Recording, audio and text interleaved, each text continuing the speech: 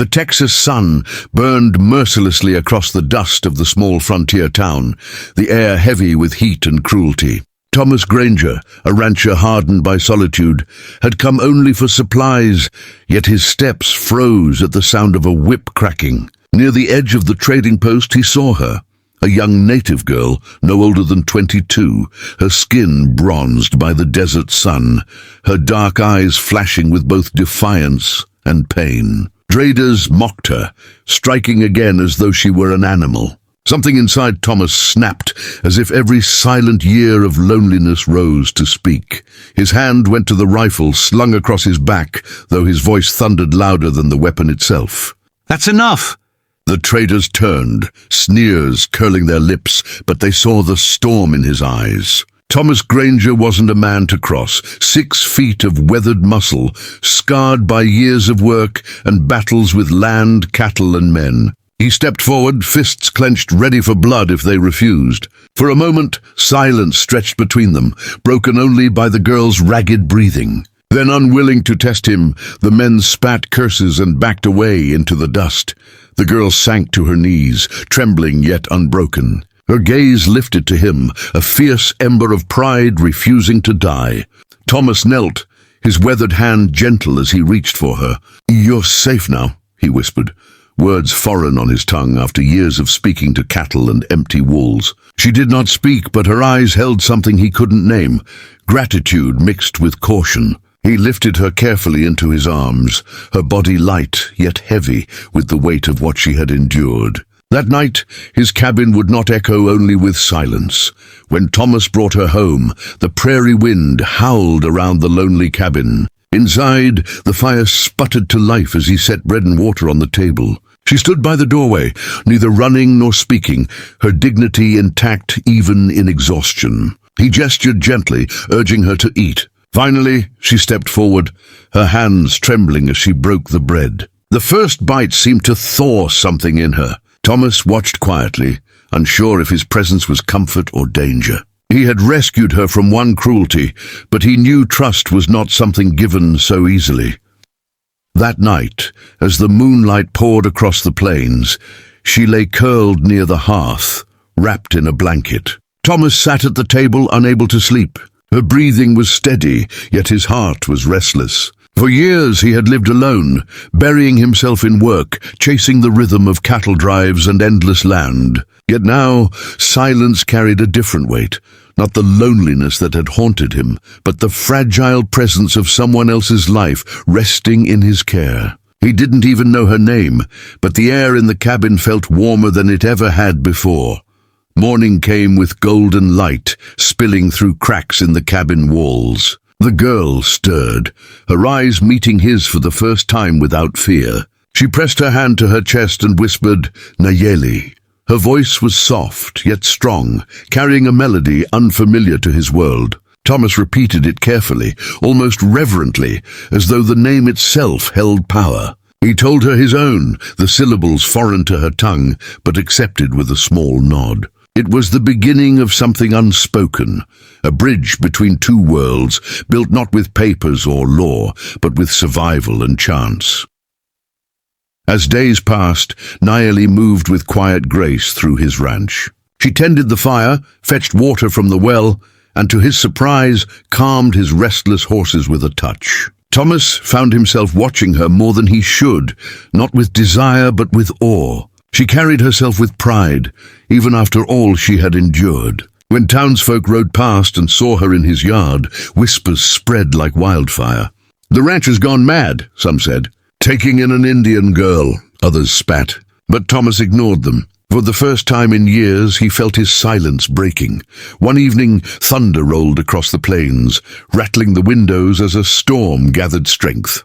Thomas returned from securing the cattle to find Nayeli standing at the door, watching the sky.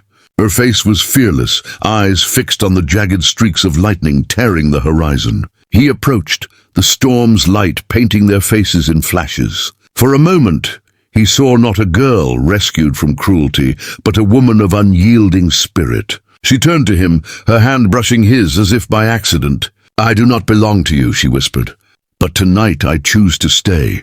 Her words struck deeper than the storm.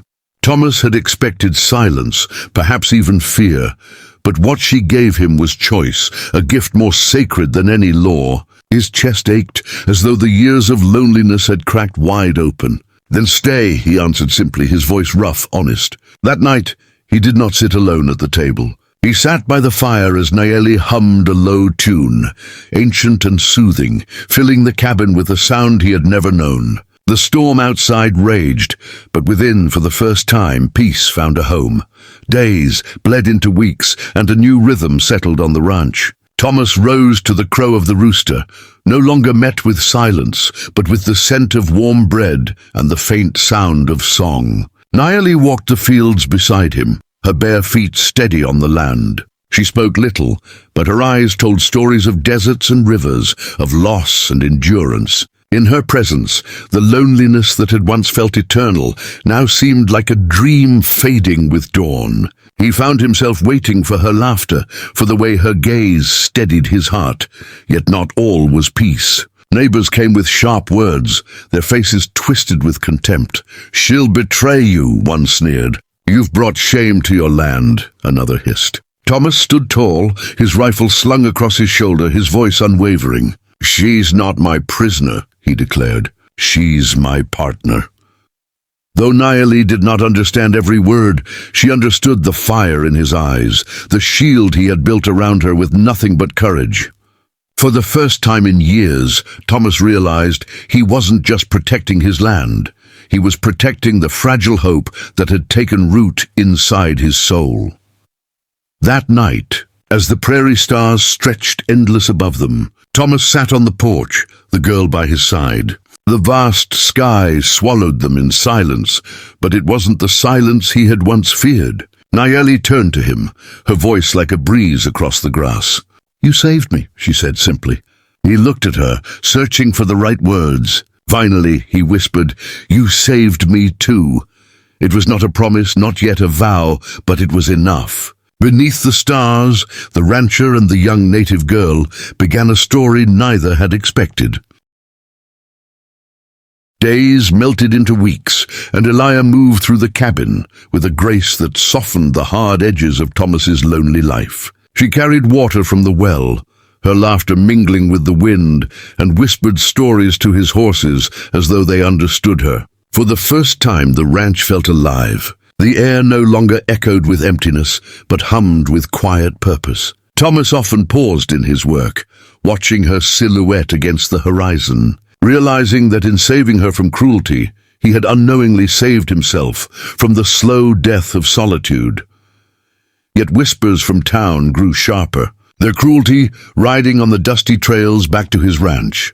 "He's lost his mind," some said, "taking in an Indian girl. Shameful."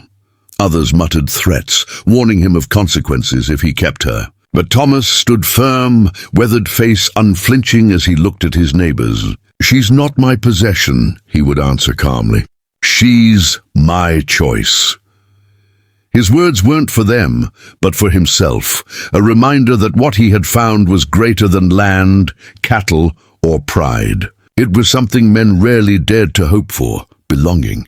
Inside the cabin, trust blossomed like spring after long winter. Elijah began to speak more, teaching him words in her language, laughing gently when his tongue stumbled. She strung beads into necklaces, weaving patterns of her people, and placed one around his wrist one evening. "So you remember," she whispered, her dark eyes glowing with quiet strength. He touched the gift as though it were gold. But what stunned him most was not the necklace. It was the way she looked at him, not as a savior but as a man she had chosen to stay beside. One evening, while the prairie wind howled like a chorus of ghosts, Elijah stood by the fire. Shadows danced across her face as she spoke words that cut deeper than any storm. "You gave me freedom," she said softly, her voice trembling yet firm. Thomas felt his throat tighten, the years of loneliness pressing against his chest. "And you gave me life again," he whispered back, the words torn from a place he thought long buried. Their eyes locked, and in that quiet moment love was born, not from bargain nor law, but from courage, kindness, and shared survival. As seasons shifted, their bond grew into something unshakable. She tended his cattle with a skill that startled him, her hands steady even when storms rattled the plains. She hummed songs by the fire that softened the walls of his hardened soul. Sometimes he would wake at night to find her standing by the window, gazing at the stars. "They are my ancestors," she told him once. He joined her there, shoulders brushing, silent but unafraid. For the first time, Thomas felt he was part of something larger than himself, a story written across the sky, etched into eternity. But the frontier was not merciful. One morning, riders came from town, faces twisted with anger. They shouted curses at Thomas, demanding he send Elijah away. "She doesn't belong here," they spat. "She'll ruin you." Thomas stepped forward, his rifle slung across his shoulder, his voice steady. "She belongs here, because she belongs with me." The riders sneered but saw the fire in his eyes and left, muttering threats. When Thomas returned to the cabin, Elijah touched his hand. She said nothing, but her gaze spoke everything: fear, gratitude, and a fierce loyalty that no storm of men could erase.